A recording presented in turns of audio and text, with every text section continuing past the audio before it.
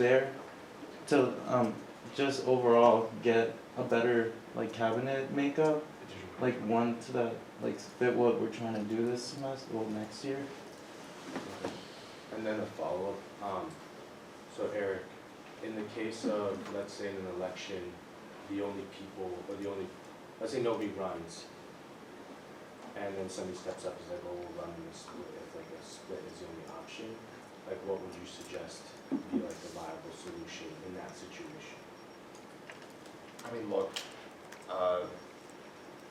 I think it is probably pretty unlikely that there would absolutely be nobody running. It's possible. In this case, Yeah.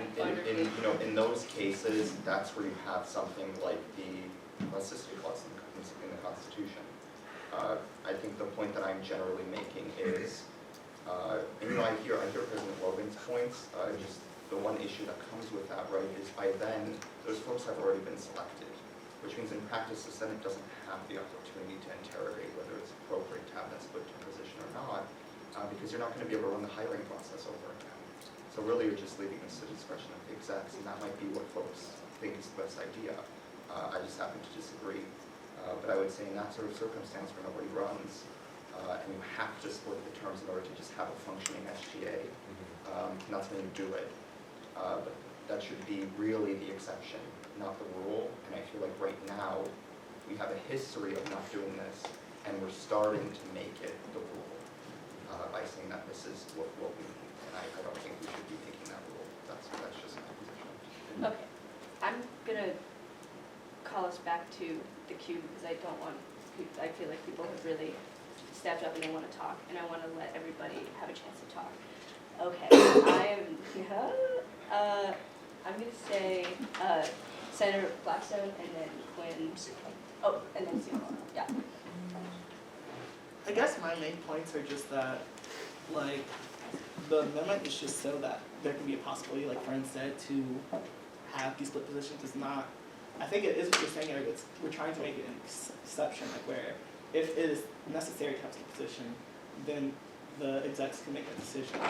Also, I don't know, like, I have my qualms with Miles Becker and the way that he ran his cabinet, but I feel that, I don't know, like, specifically that cabinet, a job was not being filled for a whole year, and they refused to fire that person. So I think this is more about people who can get the job done in whatever time they are allotted, or they cannot get the job done. It's not a thing of, like, yes, it might be harder, you might need more communication, but I think it is definitely possible to have split positions in certain circumstances. I think we should give the execs the power to do that. Yeah. Yeah, just to keep the discussion, I guess, more action-oriented, forward thinking, would the executive-elects consider maybe, and I would hate to postpone this again, but consider maybe like an individual consideration for each cabinet position in terms of if that specific cabinet position would be viable for a split term position, because I do think that there needs to be a serious consideration of which cabinet position would actually work well as a split term position. Speaking from personal experience, as someone who took over the diversity and outreach position this year, I outlined some things in my statement that were very specific to the DOC position as to why I believe it's not actually a cabinet position that should be split, and feel free to refer to that. I won't go into it more, but yeah, I just wanted to suggest that. And if PPA-elect Rodriguez had a response. Yeah, a lot of the comments that we've been getting, or what's been in like the room when we've been discussing about like hiring, and that's definitely something that we're like looking out for, specifically like the space of like DOC. But in general, I just like want to bring it to the attention that this is just to like amend it for next year, and this is like a greater issue that has to go through reform and everything, so it's gonna pop up again. So in terms of like like getting a like very detailed just detailed agenda as to like what positions we're thinking about, like maybe in that instance, but like right now we just want the option to actually like hire the cabinet members that we want. So yeah, like that's just simply Okay, yes. So to bring up just a couple of procedural notes, one thing that I want to point out is the critical difference between this year's petition and last year's petition. That being that this year's petition does not have a sunset clause and would actually apply to the entire Constitution. Presumably, that might change should the constitutional reform overall pass, but I want people to be made aware of that. I also want people to know that while Reform Committee doesn't have to review this before it gets passed by the Senate, Reform Committee will have to review it before it goes out to a vote by the student body. So regardless of what happens here today, over the next week, the Reform Committee will be impaneled to review these documents. And if there are substantive suggestions that the execs-elect want to take into consideration, like it may come back to this body. Going back for a moment to the issue of liability and the legal side of things, I mean, I think that's entirely right that we're getting a little bit ahead of ourselves and we're mixing up the conversations about the appointees versus the constitutionality of their appointments. I just would like to also draw people's attention to the fact that, you know, as much as that conversation might be, you know, not great to have at one moment in time, in practice, we have no ability as a body to actually know the hiring process. The hiring process is entirely confidential. I remember when I was a senator and, you know, we would ask questions of the execs and be relatively frustrated in our responses because, again, those hiring processes were confidential. In fact, the only time that this body in living memory has reviewed any appointments by the execs-elect before actually confirming them, with the, like, not including the constitutional side of things, but actually on the merits of the appointments, we had to impanel a special committee of individuals that could not actually talk about the results of the thing that they found to this broader body because of the fact that, again, hiring materials and all of that information is confidential. So while, yes, there is a different conversation to be had when we're talking about confirming the appointments, in practice, once the hiring process occurs, this body will not be able to gather the full breadth and scope of information that is being considered.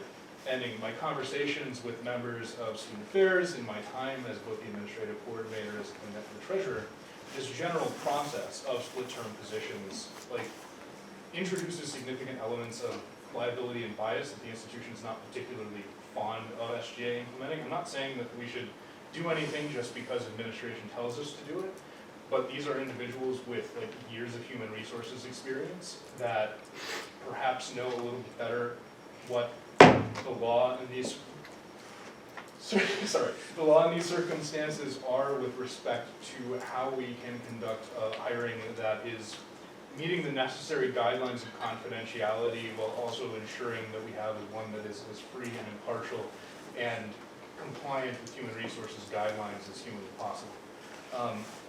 So just to recap, Reform Committee, if you are a senator on that committee, will be meeting tentatively Thursday at 4 in the SGA offices to review this, either as a document being brought before the Senate, or if you all pass it tonight, as a document that will be brought before the student body unless there are substantial revisions that the Reform Committee proposes and are accepted by the execs.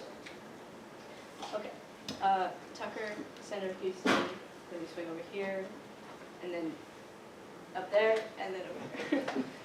All right, I'm going to be speaking to the topic generally as well as giving a direct response to Eric Spurzik.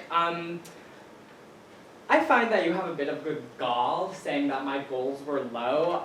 If you read my statement, you'll have noted that I said, during my time, I found that having the job for only one semester did not impact my ability to make long-term recommendations to the constituents I worked with, nor did I feel the need to work on semester-long projects rather than year-long projects to deter me from addressing what I considered the most important problem areas within the college. I came into this position knowing about my time limit, having worked second year running an organization that had both year-long and semester-long schedules, so I tailored my plans to that. If I had had the job for a full year, I would have had a very different programming schedule. And you know what, I can say I accomplished what I felt was good enough for the position, and I thought I did a very good job. The most important work I did in many ways were things that not only went beyond my time in the position, but beyond Siama's as well, because many of these committees are part of multi-year projects. To also address your point about ACE and like what happens if we don't have competent people running our parties, I just ran Mary B. James for the second year in a row. Last year when I ran it under someone who had the job for a full year, I was given a date that was walked back on. I was given a second date that was also walked back on. I was then finally given my date less than a week before the party. This year when I ran it, I proposed the date with Amelia, we worked it out, and then I did my whole funding system with Lana. It was incredibly smooth, amazing to work with, like it went by so well. Lots of other things I could say about how much better doing ACE stuff has been this year compared to last year. So I don't think it should be unconstitutional to do split term positions. Siamla, I haven't spoken to her a ton about what it's been like this semester. Perhaps the struggles that she's faced as DOC do disqualify the work I was able to do, and maybe we should say, hey, DOC in the future should not be a year-long position. But to use these arguments to say that a split-term position should be unconstitutional, I don't think it's fair, and I don't think it's looking at the picture properly. And I really wish you had spoken to me about what I did before you go and use my words for that argument. Thank you. Okay. For the sake of not interrupting, I didn't say anything, but please direct all things towards me and not towards one person directly. We like to keep this environment as not hostile as possible. And I understand that there's a lot of utility in speaking back and forth to each other, but just for the sake of smoothness and cohesiveness, I would like to ask that. Senator Houston. I forgot what I was Word. All right, Senator Taylor. I was just curious, I was thinking like a slight potential conflict of interest between any students who were planning to study abroad next semester and want to continue the SGA and voting to make it allowed for them to study abroad and participate in the SGA. Obviously, you don't have to, but I think that it would be a morally acceptable thing to do to not vote if you're planning to study abroad next semester, just to abstain or reject. Yes. You actually can't. Like you said, you don't have to. One of our rules of order in our constitutional bylaws is that if it's something that is going to personally affect you, we cannot. Just so everyone is aware. You say Senator. Well, really quickly, can you clarify what just happened? Because I lost. I was just saying that if you're going to study abroad if you're planning on studying abroad next year, that you should probably not vote on this because it's a conflict of interest. If you want to participate in the SGA, you might be making a decision because it helps you, not because it's the best for the governing body. Thanks. I wanted to suggest, based on the multiple points of views, because I think like the point is really well taken that there are situations that call for split position appointments, and I think that those situations must there needs to be opportunity to even consider them in the first place. But I think the contention that keeps coming back up is that if we're not holding the executive elects accountable for when they are making a decision that involves electing split position appointees. And so, at least to me, kind of considering what the DOC said, a good way to move forward would be to consider like an amendment to the resolution that says that the executives must present like a detailed rationale to the Senate for each split position appointment, for how they will be coping with the transition, and how they will be helping like oversee a split position appointment for consistency's sake, and so that Senate can hold them accountable. In doing that, I think that would make me personally feel more comfortable letting a resolution pass, knowing that execs / execs elect know that here are things that are expected of us if we do undertake this Herculean task. Assistant Treasurer Buchanan. Okay. I actually may wanted to go because I was going to say, yeah, that this should come to Senate. slightly different piece of that would be also asking the execs to come with an alternative. So if they're asking to hire split term positions, also be clear about what the alternative is, who the other hire would be. I don't know if that gets into muddy water, like debating whether or not a person should be hired on the Senate floor. But I think that it's valuable information to know whether a split term position is in fact necessary. Okay. Senator Jones. Maybe this is kind of been said a few times already, but like ultimately, like whether or not we're considering the split cabinet positions based on like individual position, like the fact is that like last year, I'm like fairly certain that we only had split term applications for concerts, right? And so like in that situation, as Senator Pedro's son posed to you, like what would we do? And I think I heard you correctly when you like said like there is a case where yes, in that situation, we might need 2 split cabinet positions, and instead of like invoking the elastic clause when that happens, because I think the grounds for that are like highly unusual, like never been done before kind of thing. And if this happened 3 times in the last 15 years, right? That seems like a lot more than never been done before, and we might as well just give that option in the Constitution, as you seem to like say. Probably putting words in your mouth. I'll set that back. Sorry. As you sorry. But like as it's been said, there will be times when this is necessary, and I think like we can go through all the decision making and like hear out these very valid reasons that the services coordinator has like brought forward to not want split cap positions, but also like there will absolutely be times when like we need to do it. So I think we might as well just like unshackle ourselves. Okay. DOC narration. I'm gonna let Brooke go first. Okay. I'm apologizing for your placards. Yeah, lack of sorry, I put ability. it down and then put it back up. Okay. Should go to the emails first. Okay. Senator Blackstone. Motion to go into discussion to 5 minutes. All right. Seconded. There is a motion on the table to limit this discussion for 5 minutes.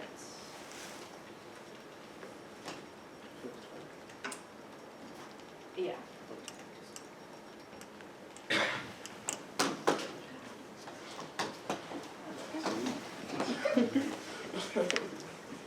Point of privilege, wasn't the motion supposed to be discussed before we moved into a vote? Yeah. None of it's about time. Not if it's about time. Oh, sorry. I feel like if I ask for discussion about the motion to limit time, and then that's time, and then it's like, what's left? Okay, that motion did pass, in fact, okay. Discussion has been limited to 5 minutes. I have a point of information from our chief. I wanted to apologize. I used extremely imprecise language, and I'm sorry for that. With respect to Senator Taylor's question, it is not that you cannot, it is that under our parliamentary rules of authority and our constitution and bylaws, you, with a very strong sense, should not. There is no ability for us to compel you not to, but know that under our rules of order, you should not. I used the wrong, I used cannot, I wanted to apologize for that, it is should not. Okay, or Senator Kirsch. Oh, I was just gonna say, I think that, because this also would apply to elected cabinet positions, right? Theoretically could apply. I'm seeing head Can shakes. I see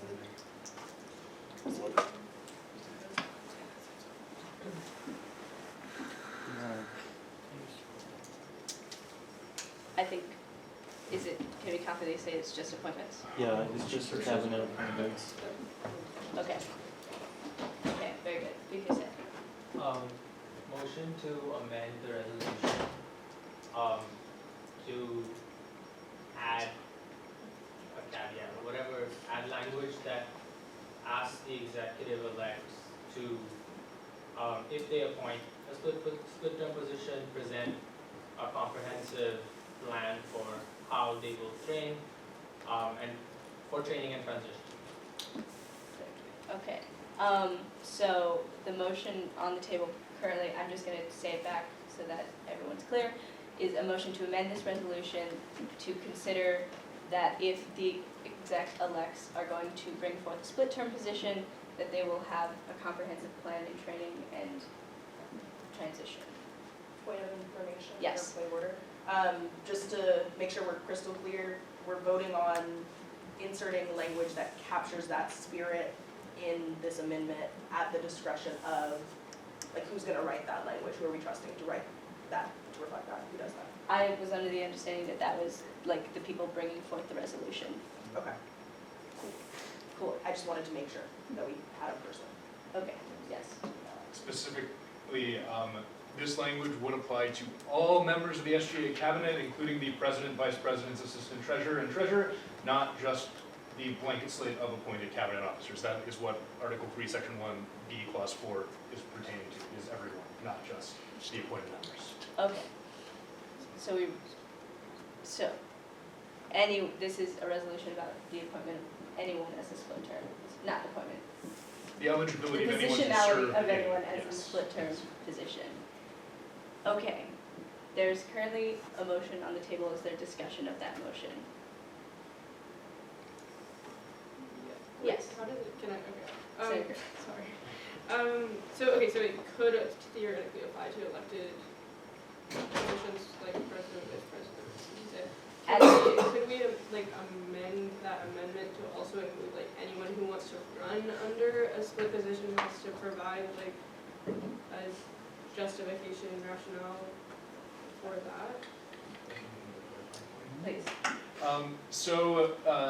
Under, something that I think we're missing, and I'm sorry to run down time a little bit, everyone who would be considered for these positions, under the bylaws as they stand, would have to apply jointly in the first place. So like, even if this was applying to like a presidential position, two individuals would have to run on the same ticket, essentially. One for one semester, one for the other, and even if it's not being applied to the elected positions, say it's the services coordinator's position, services coordinator for the fall semester and services coordinator for the spring semester could not just be appointed independently of each other, but would in fact have to fill out the application with the intention to work together specifically between two individuals. That is a section in our bylaws that is not being amended by this change, but is the provision that was in conflict with the Constitution last year, where the Constitution says it's unconstitutional, but the bylaws allows it in that specific circumstance. Okay, did you say no? I also want to add that you can't amend a motion that hasn't already passed, so we have to vote on this motion, which is currently the item being discussed, and then you could propose another motion, which I think is very valid. Okay, the motion on the table is the one that Bethia Sanon laid out. What is there a second for this motion? Yes. Okay. If there's no further discussion, we will vote.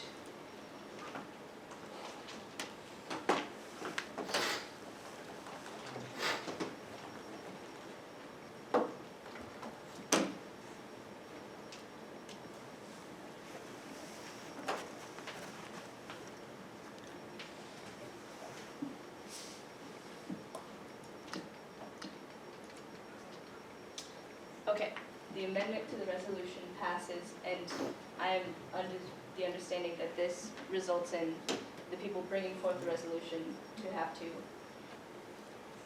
regroup and bring it again. Does anyone feel differently? Wait, and not vote on I mean, this it can be tonight? amended now if one chooses to do that. Okay, I like physically amended? Yes. Okay, yes, basic line, please.